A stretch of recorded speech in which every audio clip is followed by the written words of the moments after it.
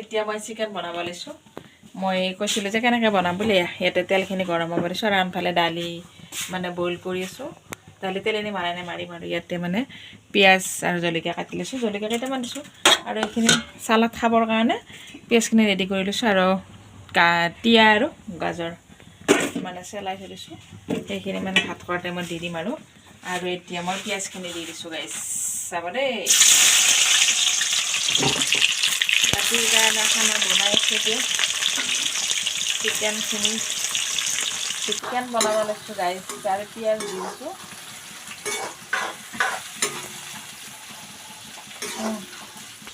এয়া মই এতিয়া নিমখ দি দিছোঁ যিমানখিনি পৰিমাণৰ লাগে নিমখখিনি দি লৈছোঁ আৰু ইয়াতে আৰু এনেকৈ লৰাই দিছোঁ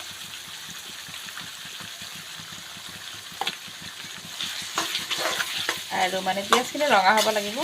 ভাজিলে অকণমান এতিয়া মই দিব লৈছোঁ ৰহুন আদা যি মিক্সিত মানে পিচি থৈছিলোঁ সেইখিনি দিব লৈছোঁ আৰু ইয়াতে ৰহুন আদা দিলোঁ আৰু আনফালে গাৰ্লিক পেষ্ট 1 পেকেট দি দিম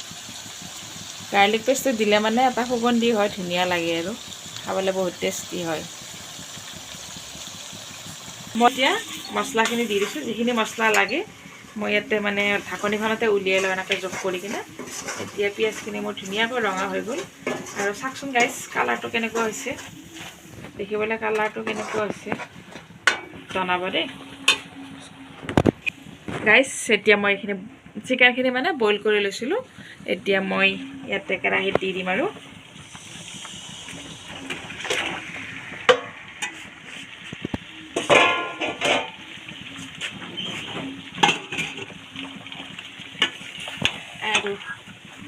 এনেকৈ লৰাই আছোঁ মানে যি ধুনীয়া গোন্ধ ওলাইছে গাইছ একদম ক'বই নালাগে আৰু